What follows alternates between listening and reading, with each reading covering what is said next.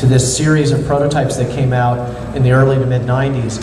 And the reason for that is that around that time, Star Wars collecting was people were starting to get back into it. Prototypes, vintage prototypes were starting to surface, and some people found these blue hard copies coming out of Kenner at the time. And Kenner did not use the blue pigment in the urethane hard copy is something that Kenner didn't start using really until like late 80s, early 90s. So there were no vintage era prototypes made in this color. So what ended up happening was some Kenner employees went back, pulled out the old molds, and started making new hard copies within Kenner. And they started surfacing on the market. And so these were really kind of fake in the sense that they had nothing to do with creating the vintage line, but they became so well known in the collecting community and they actually did get made at Kenner. They just weren't made for the vintage toy line. That they have some popularity today, even though they aren't technically, a vintage prototype. But technically, none of this stuff is a prototype if you use a very strict definition of prototype. You'll remember a couple slides earlier, we had the 4-ups that were in the dark green hard copies. And so that's what was typically used at that time. Now there were a couple other, slight changes to that, the Carbolons and things like this. So there are other colors, but for the most part, you're going to find them in the dark green. And so when the blue ones started showing up, a lot of people were, fooled initially, but this is one of the key areas. If you want to get into prototype collecting, you really have to authenticate, because a lot of these items are one of a kind or very, very rare. So someone brings out a new piece and say, well, nobody's ever seen that before. Of course no one's ever seen it before, it's one of a kind. Well, you get all excited, you start getting, start not thinking, and the next thing you know, you've paid a lot of money for something that's not worth anything, or it's a nice custom at best. So you really have to do your research. You have to, get into what kind of products were used at this time. Is this equivalent to the technology that was available at that time frame? Was this printed on a piece of paper that didn't exist at that time of, photo paper? Is this a type of compound that was common to be used at Kenner? And in this case, it was not. And so that's what allowed collectors to understand that these were, although technically made off of real molds, not contemporary to the vintage line. But it does allow you to get some very interesting pieces for very inexpensive that you wouldn't. Here you have a Yoda. That's kind of cool too, because it's kind of translucent at the base, and then goes up into the blue, so it's almost like a ghost Yoda. But that would have been for the Dagobah set.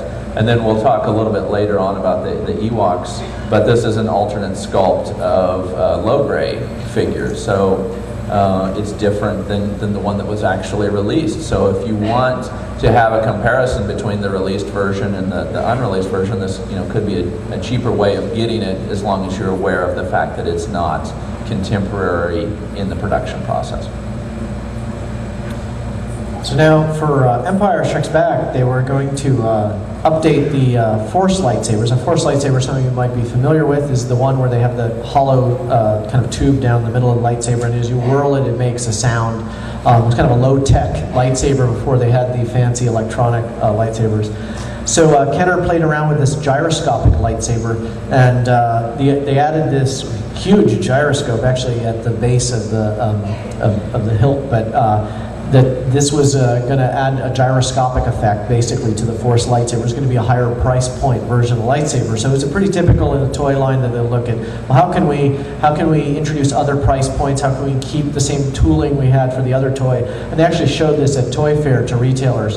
And in some literature from Kenner, we've seen this toy reference.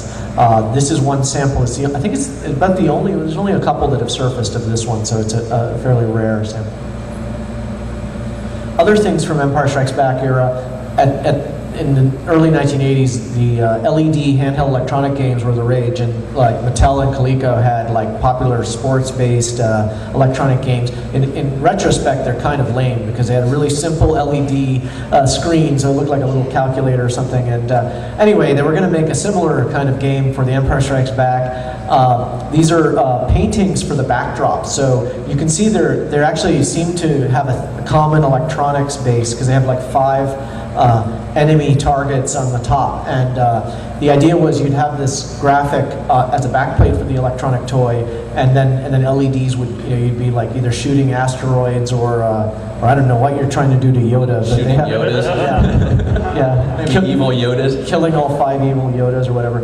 But anyway, these were going to be the backplates to those electronic games. It's kind of funny too, because I mean that's just for that time period. The technology, like Gus says, is kind of at a very basic level. So how you spruce that up and not let people be aware of that is you come up with really good graphics for the artwork and things like that, so that looks cool, and that's about all they could do at the time. And so for Return of the Jedi, they, of course, the film was publicized under the name Revenge of the Jedi initially, and so Kenner had made a bunch of packaging around the Revenge of the Jedi title. And got as far as the box flat, which is basically a box that's, production ready. It's just never been folded. This isn't like a design process or anything like that. This is just the ready final box, ready waiting for an actual X-Wing to be put in it that's never been used. But then they get the word that the title of the movie has changed to Return of the Jedi. And they're saying, thank you, why didn't you tell us this earlier before we printed all these boxes? And so they had to go through and change the logo, which interestingly is the only thing that's changed on all of these boxes. They're exactly the same. There's a few, X-Wing and Rebel Transport, Millennium Falcon, but all of previously released vehicles, nothing from the Return of the Jedi line has ever surfaced with a Revenge logo, to my knowledge. I've never seen anything like that. And then Revenge of the Jedi was also used in some non-Kenner prototypes. These are some early sales samples of games for Atari and in television. And they put Revenge of the Jedi title on these game boxes. So, not just Kenner, but other licensees got kind of suckered with the wrong name and started to produce packaging and then before they changed the title. So it was a big surprise to everybody. The gold Vader case became very famous in the early 90s when Steve Sansweet did his concept screen collectibles book and used this as the cover artwork. And everybody's like, why is Darth Vader gold? And so the interesting story there is, during the design of the C-3PO carrying case, they looked at, how can we make the C-3PO case look realistic? Do we just go with like a dull matte gold? Is that good enough? Just injected plastic of that color? Or is there some way that we can back metalize it so that we have an actual shiny metal gold patina? And so they said, well, let's try that. And they already had the Darth Vader case, so they said, let's take the existing Darth Vader case, we'll back metalize it, let's do some stability testing on it, ship it around the country and eat on it for a while and see if it flakes off, and if we're going to have any choking hazards or if it just is going to look terrible by the time it gets to the stores. And so they did about 100 of those, tried them out, and so now it becomes a popular, unique collectible to track down. And also, early Return of the Jedi line, there's this Luke and robes design. So this is an interesting one in that for years collectors thought that this was just an alternate outfit for Luke. It was going to be a separate figure. And we thought this because a Kenner sculptor where this originated from could swear that that was the intent of it, that it was going to come out during the Power of the Force line, it was going to be a different outfit for Luke. And then it was spotted in some Kenner literature that actually this was the base of a Luke Jedi figure in the early stages before they changed it to the design people were more familiar with. So it's actually an early version Luke Jedi figure. But it's a great example of how what we know about prototypes evolves as we get more information. A lot of times some of these Kenner people who worked on the line are great sources of information, but you have to, and they give a perspective you didn't know, but you have to also keep in mind they have partial information, and the puzzle gets put together by hearing from multiple people, hearing different perspectives, and it lets you kind of figure out what's really going on, and sometimes even going outside of the Kenner sources and looking at some standard literature they had and other things we know about the toy line to really piece it together. But that's one that we didn't know very much about it early on. Yeah, to me, this just is a good example of the detective work that goes into being a prototype collector. So it's not just, the acquisition and the display, but there's all this research that is constantly going on and constantly, looking into all the backgrounds and things and finding out from different sources and different people the history of things and just, finding the clues, as it were. And also around that era, this is from Parker Brothers. This is a Return of the Jedi Death Star battle game. So it was going to come out for Return of the Jedi, but it was based on the Death Star battle from A New Hope.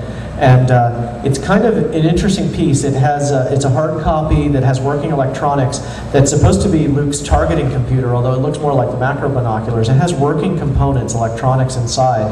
And then the box is a hand-drawn box in marker and in paint and pen and a whole bunch of different components. They made a special box for this toy. And so, for whatever reasons, we don't know why, but they decided not to make this. But everything here is handmade. Then Kenner, after Return of the Jedi, Kenner tried to revitalize the Star Wars line 2 years after the last film was made, knowing that Star Wars movies were not planned in the coming years. They came up with different concepts to keep the line alive. And collectors will know this as the Power of the Force series. And before Power of the Force was resurrected in '95, there was a version of Power of the Force in '85. And you can see there's different names, slogans that were attempted for this concept. So there's like the Force Forever in the lower right. There's one in the lower left called The Force Be With You. The one on the upper left has the Power of the Force. And so they had different ideas that they were pitching around. And so these are different logo concepts. And they had several dozen that they considered before they went with the Power of the Force. And so Power of the Force era is just has a plethora of unproduced concepts because it was the end of the vintage Kenner action figure line, and so there were a lot of ideas and directions they wanted to go. But since this was the point where they actually canceled the line, that's always the point where you introduce a lot of great prototypes. So, for example, we saw earlier a bunch of the 12-inch action figures.